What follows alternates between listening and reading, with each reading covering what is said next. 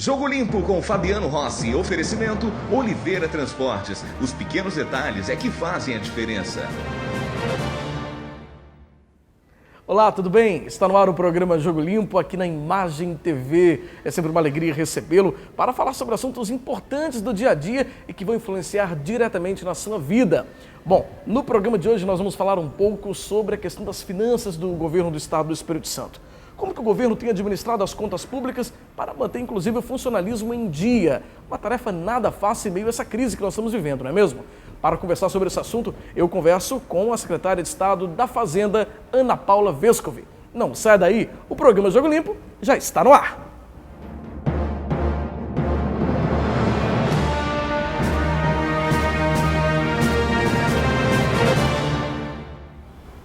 E a gente começa o nosso programa de hoje falando um pouco sobre as finanças do governo do Estado do Espírito Santo, como que o governo está lidando com esse momento difícil. Um momento muito complicado em que alguns estados, outros estados do nosso país, estão vivendo em momentos complicadíssimos, com até parcelamento das contas públicas. E a nossa convidada para conversar sobre esse assunto é a secretária de Estado da Fazenda do governo do Espírito Santo, Ana Paula Vescovi. Secretária, bem-vinda ao nosso programa. Muito obrigada pelo convite. É um prazer recebê-la para falar um pouco sobre as finanças, né? Sobre como o Espírito Santo está conduzindo esse momento de dificuldade para todos, né? Para a população, para a administração pública e para todos os segmentos, né?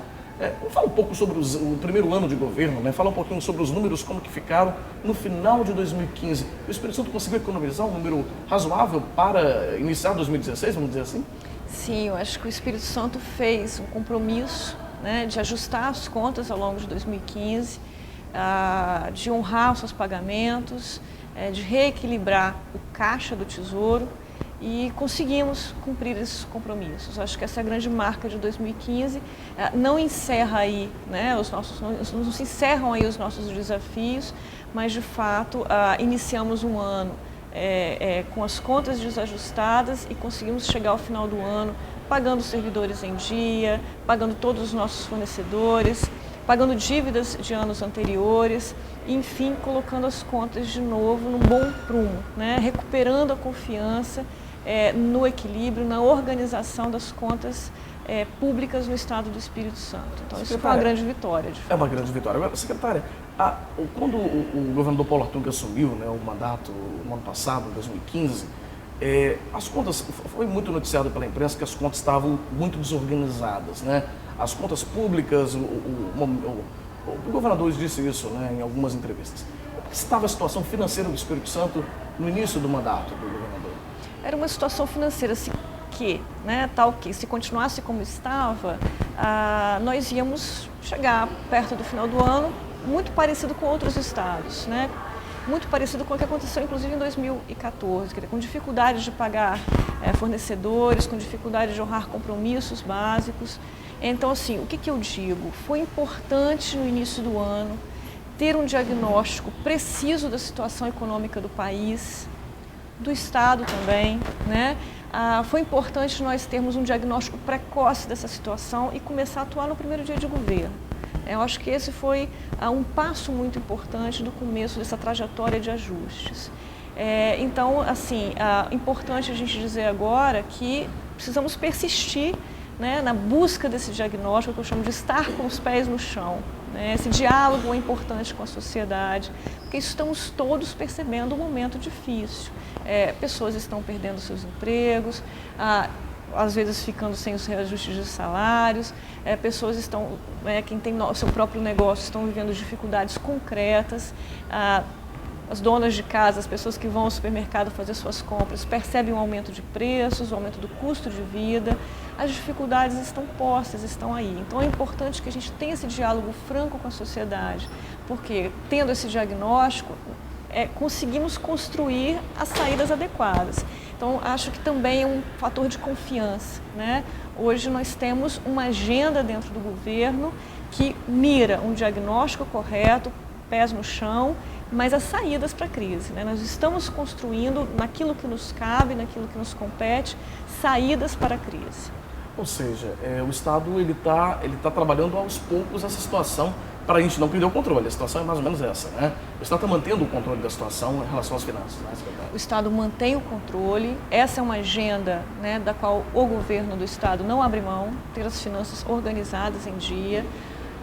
O momento é desafiador, né, nós sabemos disso, mas todas as ações estão sendo empreendidas para que a gente possa lidar com essa situação e buscar saídas, é o mais importante, né? Os números de economia, né, segundo o que a gente estava conversando até antes da gente começar o programa, em torno de 342 milhões que foram economizados em 2015, não é isso? Esse é o número de economia de 2015, né? Quais foram as medidas para se alcançar esse número? O que o Estado fez para economizar em 2015 342 milhões? O que foi cortado? Primeira medida foi o ajuste do orçamento, né? Então, quando a gente estima a possibilidade de arrecadação do ano e coloca isso no orçamento, todos os órgãos do governo se reorganizam em função dos recursos que estarão disponíveis para eles próprios. Então, isso gerou um processo que os órgãos se autoajustaram, né? E conseguiram antever as dificuldades que poderiam vir lá no final do ano. Então, isso foi fundamental. A gente rodou o ano com um orçamento que teve 1% de diferença em relação ao estimado lá no início do ano. Então, isso foi uma vitória muito grande, porque o ano se expiram, né? Foi de muita instabilidade, muita incerteza. Então, a gente ter essa capacidade de estimar com muito raio de precisão foi algo importante para o governo se organizar. Um segundo fator é que a gente tomamos medidas imediatas, como eu te falei, editamos um decreto de racionalização de gastos, o governo fez a sua parte, né? Reduziu despesas correntes, nós reduzimos custeios, suspendemos despesas não essenciais, simplesmente suspendemos, não fizemos, né?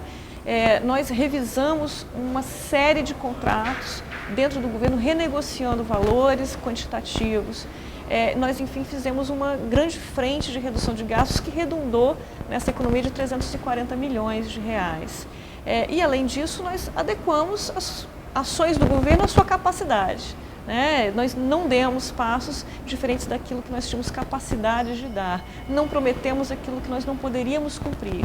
Então, acho que esse ajuste, né, essa cultura de gastar menos, essa cultura de ser mais precavido, de cortar luxos, cortar excessos, isso foi muito importante. Eu costumo falar que nós mudamos ao longo de 2015 a pedagogia do gasto dentro do governo, tornando o governo mais simples, mais leve. E isso teve uma consequência também muito importante para a sociedade, porque foi possível fazer esse ajuste, que foi muito forte, né? Houve um esforço muito grande, mas foi possível fazer isso sem aumentar impostos, sem transferir os ônus desse ajuste para a sociedade.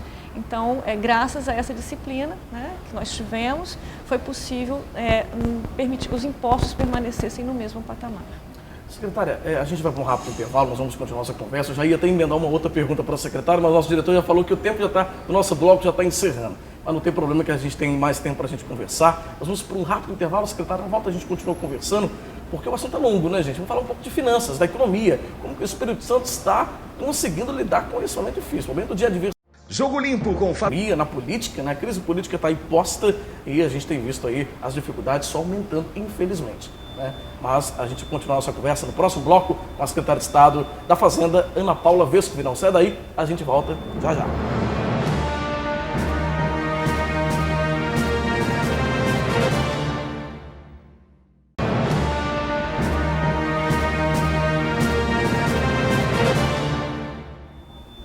Nós estamos de volta com o programa Jogo Limpo, hoje conversando com a secretária de Estado da Fazenda, Ana Paula Vescovi. Secretária, de volta aqui com a nossa conversa, falando um pouco sobre as finanças do Estado, né, como o Espírito Santo está reagindo a esse momento de dificuldade e conseguindo manter também as contas organizadas.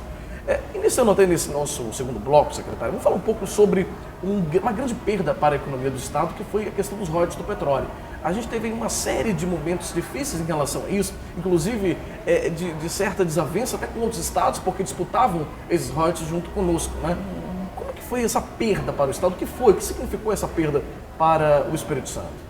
A primeira coisa a entender é que o petróleo, né, é uma commodity, quer dizer, é um produto que existe mundialmente, tem um uso, né, internacional mundial, todos os países têm uma fonte importante no petróleo para geração de energia.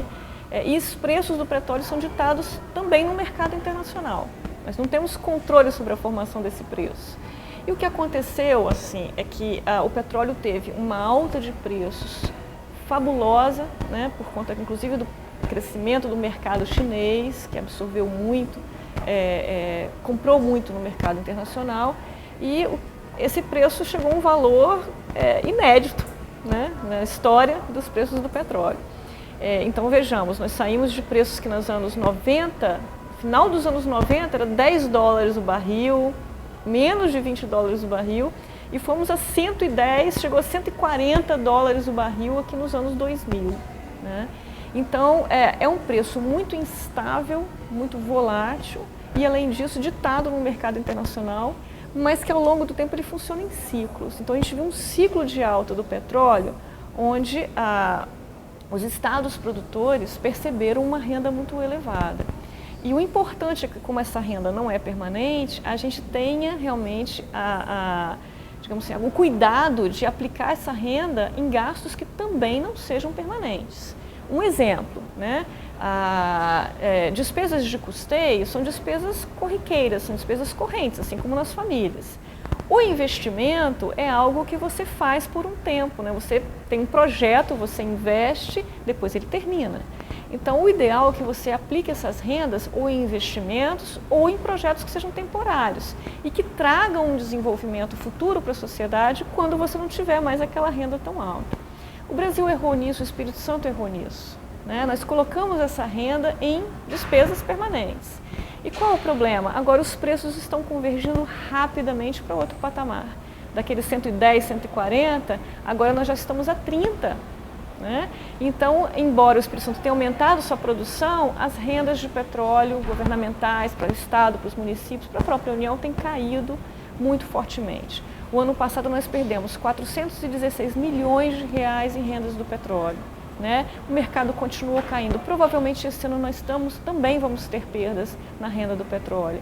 O que isso significa? Nós precisamos ajustar o tamanho do Estado. Né? Porque essas rendas, provavelmente, a gente não sabe quando vão se recuperar. É um mercado instável, incerto, né? A gente está acompanhando muito de perto, mas não é possível dizer o que vai acontecer nem no ano que vem. Então é preciso a gente ter um grau de precaução muito grande, né? E de cuidado com essa renda. De fato, por que eu digo que a gente tem que ajustar os gastos do governo? Porque senão a gente vai ter que aumentar outras fontes de renda, aumentar impostos. A gente não quer isso, porque no momento de crise, se a gente aumenta impostos, a gente tira empregos do Espírito Santo. Então, o nosso esforço é muito grande para conter gastos, para que a gente permita que, mesmo nesse ambiente de crise, as empresas não sofram mais um ônus, né? E mais uma dificuldade de gerar empregos e renda. Diante desse momento que já está tão difícil, né? Tudo difícil, né? As empresas estão tendo aumento de custos também. Olha a energia elétrica, isso afeta as famílias, né, dentro de casa, afeta também as empresas, né? O poder de consumo cai, né? Ela vai poder consumir menos, acaba comprando menos empresas, o empresário também sai afetado. E ele também paga a sua conta de energia elétrica. E também. Então a gente tem que ter sensibilidade para isso, para organizar uma agenda que seja voltada a um cenário de restrições, né, de crise. Então é isso, nós não aumentamos impostos, estamos com um projeto que se chama Melhoria do Ambiente de Negócios. O que é isso? Tornar o Estado menos burocrático, desburocratizar o máximo possível as ações do governo, para que o Estado seja mais leve para o cidadão, para o empreendedor, né? E de alguma forma que a gente possa atrair novos negócios para o Espírito Santo, descobrindo as nossas potencialidades, né? Então essa é a nossa agenda, né? Tornar o Estado menos burocrático, mais leve, investir os recursos que nós temos de algumas operações de crédito de uma forma o mais focado possível em retornos que a sociedade possa perceber, né, para que isso gere um retorno para o conjunto da sociedade. Se a gente tiver uma logística melhor, isso faz, né, traz benefícios para todos. Se a gente tiver uma educação melhor, né, com mais qualidade, isso traz um benefício para todos. O mesmo com a saúde, que precisa que está passando por um choque de gestão do Estado. Então, essa precisa ser a nossa agenda, né? Com menos recursos, a gente tem que ter muito mais gestão para fazer mais, entregar mais políticas públicas de melhor qualidade e com mais resultado para a sociedade, né? Com menos recursos, nós precisamos pegar os poucos recursos que temos de operações de crédito, financiamentos, que depois vão ser pagos, para que esses programas sejam, de fato, muito efetivos em trazer retornos concretos para o conjunto da sociedade. Secretária, e assim, nos parece, para a gente que acompanha isso, né, esse trabalho, que tem surtido efeito esse trabalho que o Estado tem feito de economia de gasto, porque a gente tem acompanhado isso na mídia nacional, que alguns estados nossos vizinhos e outros até nem tão próximos, como o Rio Grande do Sul, têm tido problema até com o funcionalismo público do governo mesmo, né, dos seus estados. Parcelamento de 13º, parcelamento até mesmo do salário mensal, né? O Espírito Santo tem se destacado mantendo o salário em dia do funcionalismo. O Estado tem feito isso, você tem conseguido isso, além dessas todas essas medidas que a senhora já nos colocou, né? Porque tudo faz parte de um contexto, né, para conseguir um equilíbrio, né, uma organização financeira. Né? Isso. Bom, em primeiro lugar, um diálogo muito aberto e muito franco com os servidores, né? Nós abrimos as contas do Estado, nós temos divulgado isso de uma forma bastante permanente, né, persistente, para que a sociedade se sinta acompanhando aquilo que lhe pertence, que são os recursos públicos. Então a gente tem feito esse diálogo não só com a sociedade, mas especialmente com os servidores, né? E isso deu resultado, porque o Estado conseguiu chegar ao final do ano pagando salários segundo um cronograma de pagamentos, né? Então, não só pagamos em dia, como também demos previsibilidade aos servidores. Agora, isso ajuda a organizar o Estado? Sim, porque nós precisamos dos servidores, eles são peça-chave, fundamental na prestação de serviços, que eu citei aqui agora para vocês.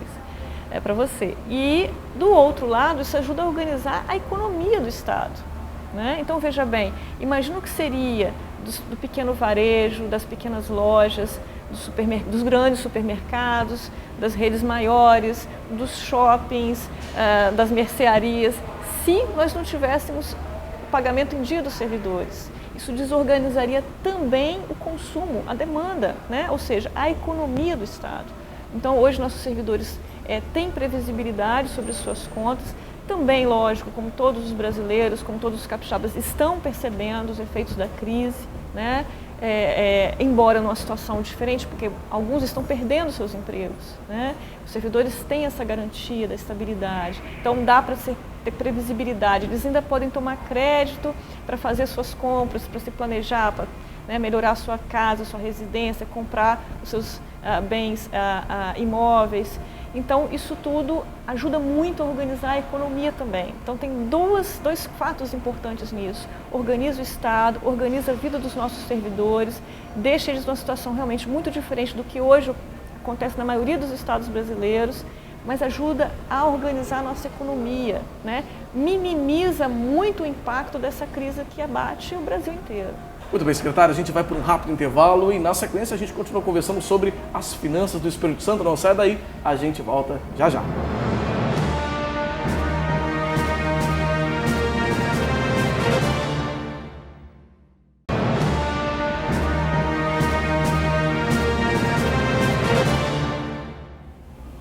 Nós estamos de volta com o programa Jogo Limpo, hoje recebendo a secretária de Estado da Fazenda, Ana Paula Vescovi, falando um pouco sobre as finanças do Estado, né, secretária? A gente já conversou um pouco aqui sobre como o Espírito Santo tem lidado com esse momento de adversidade econômica, né, e com tantas dificuldades mesmo nesse cenário econômico, no cenário político-econômico, né?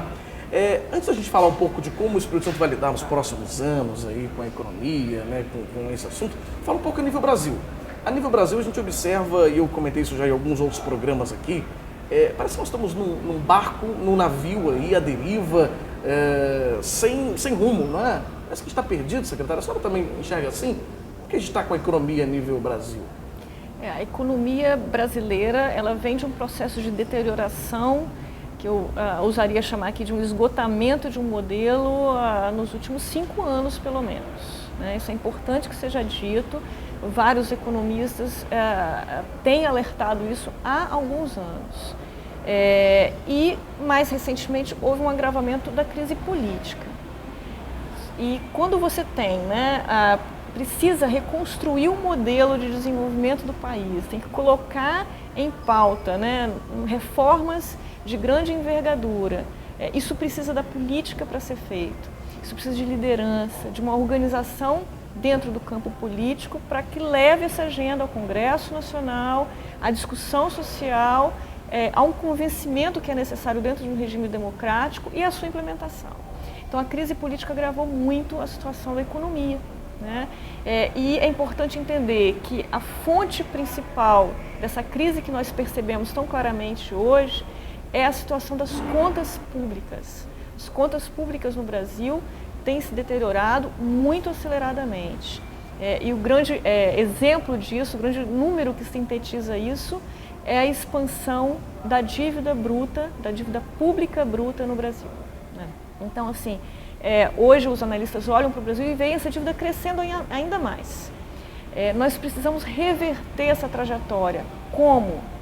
Cortando gastos, enxugando despesas do governo, retirando privilégios, retirando aquilo que o Brasil não suporta mais nesse momento.